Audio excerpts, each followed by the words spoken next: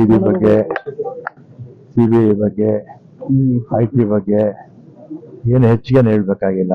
ಅವ್ರು ಏನ್ ದೆಹಲಿಯಿಂದ ಡೈರೆಕ್ಷನ್ಸ್ ಬರುತ್ತೆ ಆ ರೀತಿ ಮಾಡ್ತಾರೆ. ಇನ್ನು ವಿಪಕ್ಷದಲ್ಲಿದ್ರಲ್ಲ ದೊಡ್ಡ ದೊಡ್ಡ ನಾಯಕರು, ಅವ್ರ ಮೇಲೆ ಬೇಕಾದಷ್ಟು ಆಪಾದನೆಗಳೆಲ್ಲ ಇತ್ತು. ಅವ್ರನ್ನೆಲ್ಲ ಕೂಡ ಅವ್ರ ಪಕ್ಷಕ್ಕೆ ಸೇರಿಸ್ಕೊಂಡು ಇದು ವಾಷಿಂಗ್ ಪೌಡರ್ ನಿರ್ಮಾಣದಲ್ಲಿ ಕ್ಲೀನ್ ಮಾಡಿ ಒಬ್ಬರಿಗೆ ಮುಖ್ಯಮಂತ್ರಿ ಸ್ಥಾನ ಕೊಟ್ಟಿದ್ದಾರೆ ಆ ಪಕ್ಷ, ಇದರ ಕಲ್ಕತ್ತಾ ಪಕ್ಷದಲ್ಲಿ. ಇನ್ನೊಬ್ಬರಿಗೆ ಉಪಮುಖ್ಯಮಂತ್ರಿ ಆಗಿದ್ದಾರೆ ಮಹಾರಾಷ್ಟ್ರದಲ್ಲಿ. ಇನ್ನೊಬ್ರು ನಮ್ಮ ಪಕ್ಷದ ಮುಖ್ಯಮಂತ್ರಿ ಆಗಿದ್ರು ಮಹಾರಾಷ್ಟ್ರದಲ್ಲಿ, ಅವ್ರನ್ನೂ ಅವ್ರ ಪಕ್ಷಕ್ಕೆ ಸೇರಿಸ್ಕೊಂಡು ಈ ರೀತಿ ಅನೇಕ ಅಪಾದನೆಗಳಿದ್ದಂಥವ್ರನ್ನ ಅವ್ರ ಪಕ್ಷಕ್ಕೆ ಸೇರಿಸ್ಕೊಂಡು ಅವ್ರಿಗೆ ಹುದ್ದೆಗಳೆಲ್ಲ ಕೊಟ್ಟು ಮಾಡ್ತಾರೆ. ಯಾರು ಅವ್ರ ಮಾತು ಕೇಳೋದಿಲ್ಲ, ಅವ್ರ ಮೇಲೆ ಇದನ್ನೆಲ್ಲ ಮಾಡ್ತಾರೆ. ಅಂದ್ರೆ ಬಿಜೆಪಿ ಕುತಂತ್ರನೇ.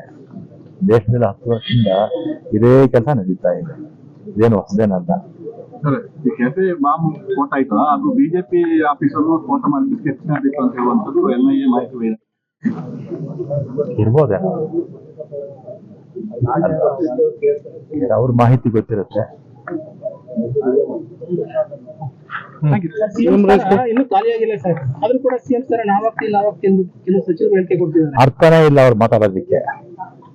ಈಗ ಮುಖ್ಯಮಂತ್ರಿಗಳು ಸಿದ್ದರಾಮಯ್ಯನವರು ಸಂಪೂರ್ಣವಾಗಿ ಅವಧಿ ಮುಗಿಸ್ತಾರೆ ಅಂತ ಎಲ್ಲರೂ ಕೂಡ, ನಾನು ಮುಖ್ಯಮಂತ್ರಿ ಆಗ್ಬೇಕು ಅಂತವ್ರು ಹೇಳ್ತಾರೆ. ಆದ್ರೆ ಸ್ಟೇಟ್ಮೆಂಟ್ಸ್ ಕೊಡ್ತಾ ಇರ್ತಾರೆ. ಇದು ನಮ್ಮ ಹಿರಿಯ ಸಚಿವರು ಕೆಲವರು ಮಾತಾಡಿದ್ದಾರೆ, ಬೇರೆ ಕೆಲವರು 7-8 ಜನ ಮಾತಾಡಿದ್ದಾರೆ.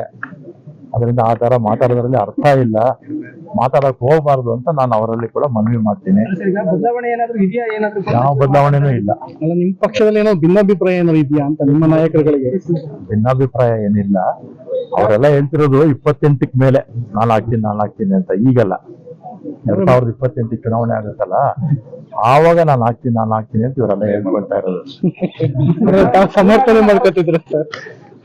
ಮೂಢಾಕರಣ ಆರೋಪ ಅಂತ ಒಂದಿದೆ ಸರ್, ಈಗ ಅದು ಕೋರ್ಟಲ್ಲಿ ಇದೆಯಲ್ಲ, ತೀರ್ಮಾನ ಆಗುತ್ತೆ ಕೋರ್ಟಲ್ಲಿ.